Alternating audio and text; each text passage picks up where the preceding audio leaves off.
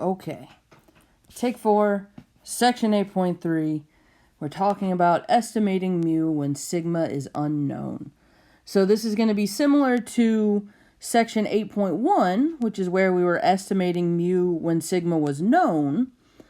But to make up for that difference there, we're going to use stuff from 8.2, and we're going to make use of that student's t distribution that we learned about there. Right, so starting off with the similarities, x bar is going to be a point estimate.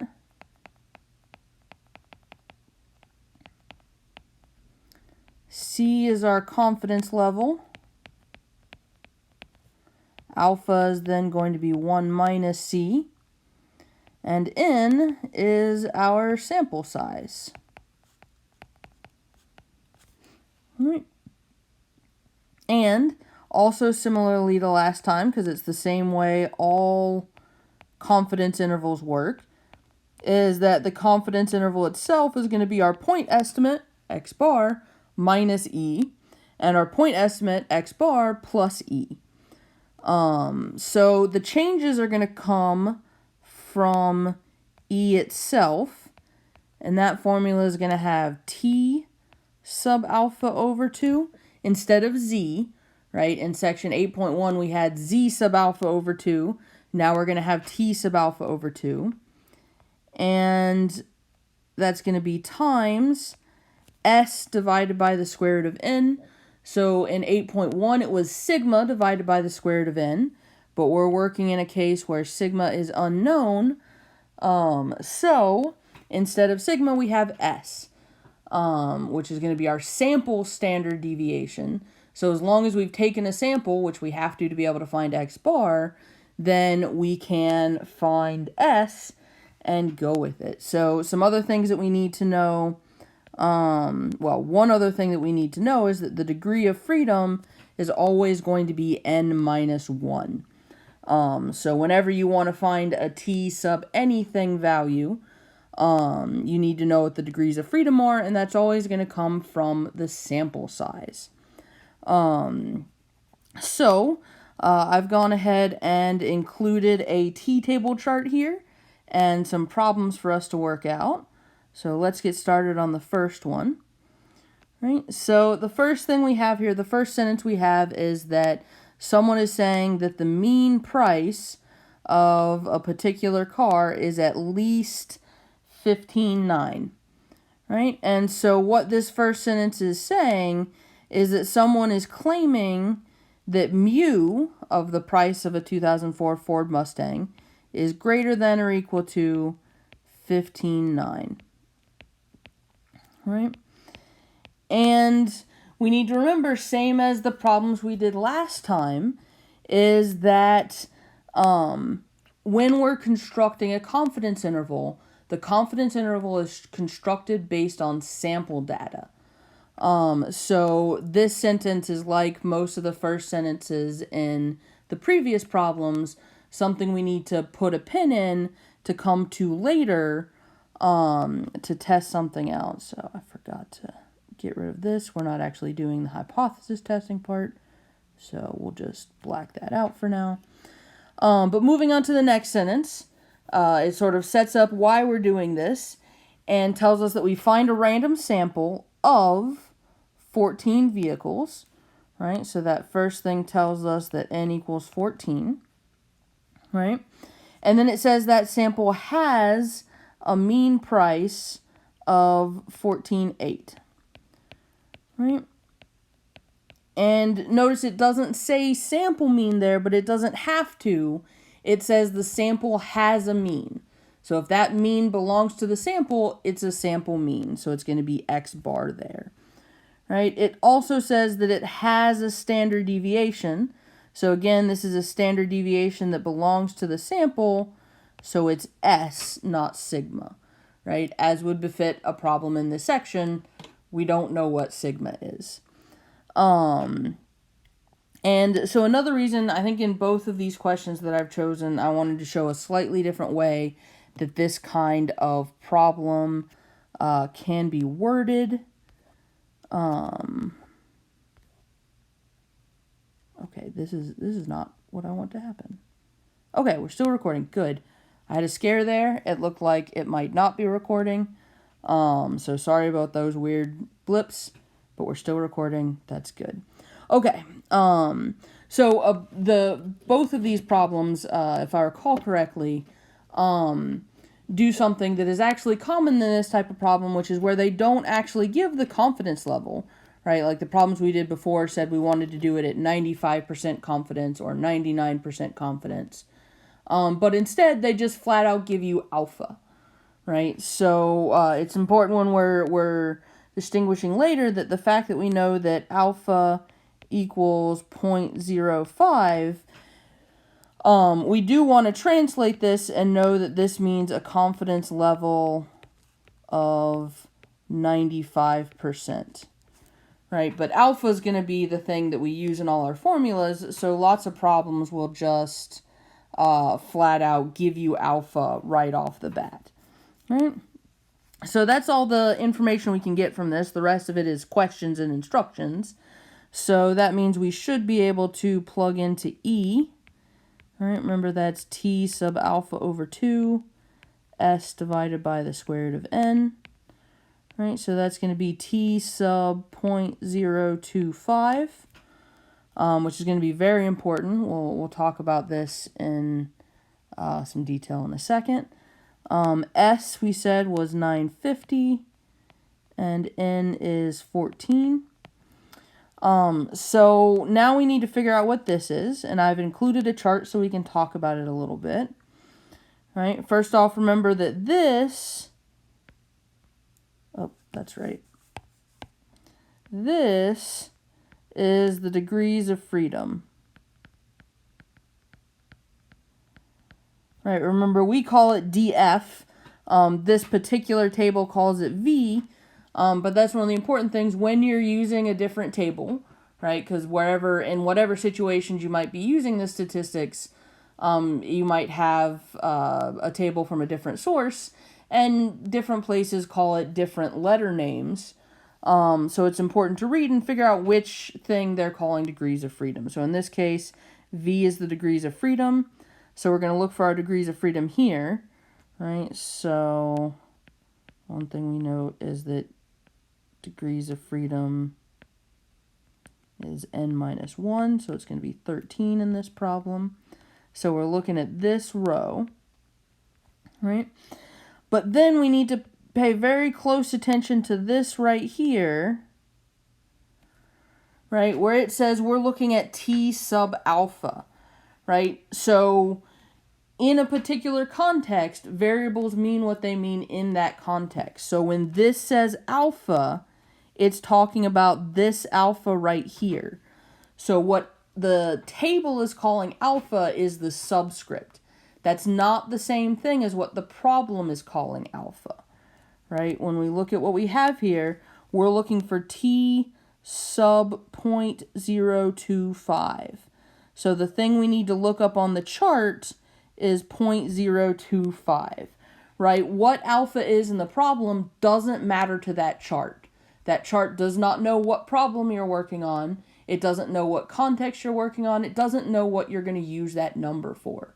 So it's used a generic sort of placeholder there to indicate that if you want to look up what the subscript is, the subscript itself is going to be what shows up on this row. It just happened to use the same letter for it, right? So that's something to be careful of, that when we do this, we want to look up the subscript. It's why I always write out this one step here where we look at specifically what that subscript is going to be, right? Because what alpha is for our problem does not matter. What the subscript of T is matters. So the subscript of T is 0.025. That means we need to look for 0.025 here. So we're going to go down this column. We're going to go over this row. And, oops, a little bit hard to see there. We're going to get 2.16.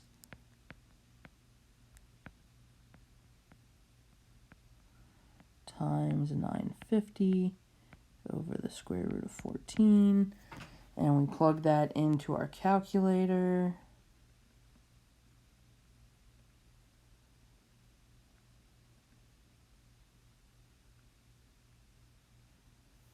And we get 548.42. All right. So that means that our confidence interval, x bar minus e, x bar plus e, is equal to 14,800 minus 548.42, and 14,800 plus 548.42, so we get 14,251.58, I believe, and 15,000 rather, 348.42. Right? So that means we are 95% certain that the mean price for, what was it, 2004 Ford Mustangs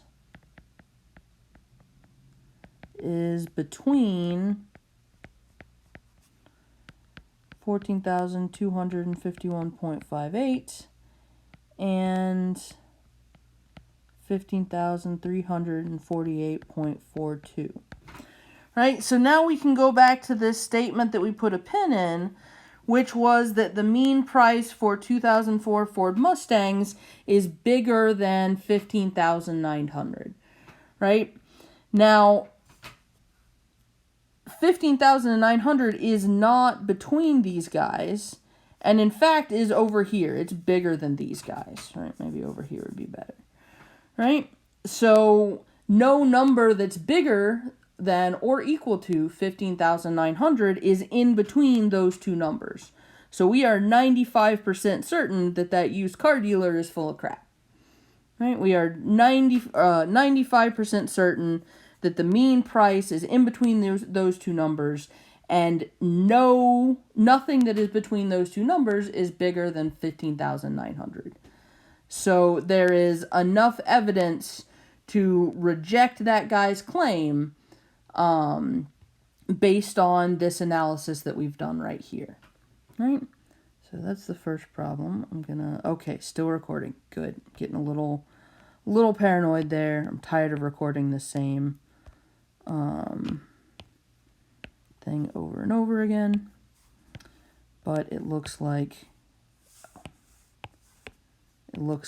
we're doing good. So we can move on to our second problem. So we have a company that's claiming that the mean, right? So that's how we know we're dealing with a problem from this section, that the mean pH level of the water is 6.4, right? So that first sentence is saying that they're claiming that the mean is 6.4. We don't believe their claim, right? This is, again, this sort of setup has a lot to do with hypothesis testing, which we'll get to later. But a lot of times this statistical analysis will come from the fact that someone is making a claim about the population, like the used cars dealer said about 2004 Ford Mustangs, like this industrial company is claiming about the water in a nearby river. And we want to figure out whether that's supported without measuring or without going around and getting the price of every single 2004 Ford Mustang, or going around and testing the pH level of every single drop of water in that river, right? Those are not very feasible prospects. So how we do that is with statistics, right? So we get this phrase, you randomly select 16 water samples. And so this sample is actually not the word sample that we're talking about. It's a biological, hydrological. I don't know what precise branch of science it would be, but it's a word from that science. It's not a statistic sample. But the fact that it said we randomly select tells us that we have a sample of 16 samples. Right? It's a little bit weird. But it tells us that n is equal to 16. And it specifically says the sample mean and standard deviation are 6.8 and 0.22 respectively. Right? And then it asks the question, and it just gives us alpha again. Right? So alpha is equal to 0.01. So that tells us our confidence level, right, is 99%, which again is important for interpreting. It's not going to be important for any of our algebra. We do need to know the degrees of freedom, right, because we're in a situation where we know S and we don't know sigma, so it's going to be a T1. So E is going to be T sub alpha over 2 times S over the square root of n. So that's going to be T 0.005, because that's what we get when we divide alpha by 2. S is 0.22, and n is 16. So we need to figure out what this guy is, which means looking at the chart, right? Our degrees of freedom are 15, so we'll need to keep that in mind. And our subscript is 0.005. Right? So we said the degrees of freedom was 15. So degrees of freedom 15 here. And it was 0.005, I believe, was what we had as our subscript. Remember, this alpha is naming the subscript according to this chart. So it doesn't matter what our problem alpha is. What matters is what our subscript is. So our subscript was 0.005. So we go down this chart. We go across this column. And we get 2.947.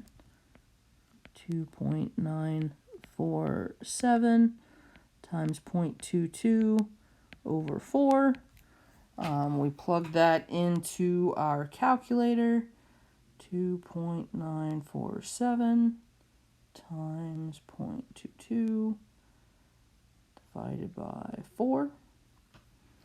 So we get 0.1621. And that means that our confidence interval is 6.8 minus 0.1621 and 6.8 plus 0.1621. So we get 6.6379 and 6.962. Right?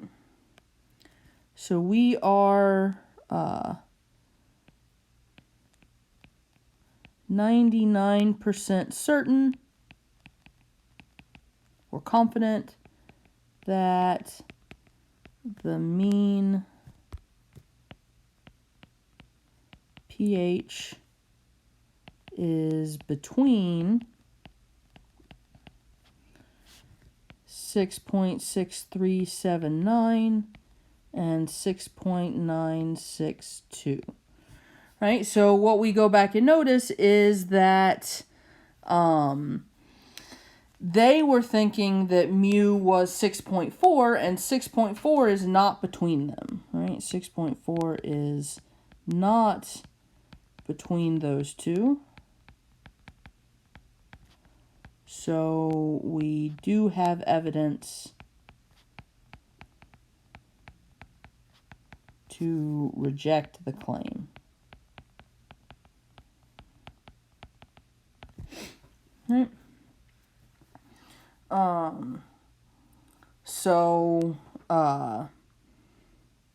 Right, so again, we're 99% sure that the mean is in between those two numbers. 6.4 is not in between those two numbers. So we are 99% sure that 6.4 is not the mean. Right?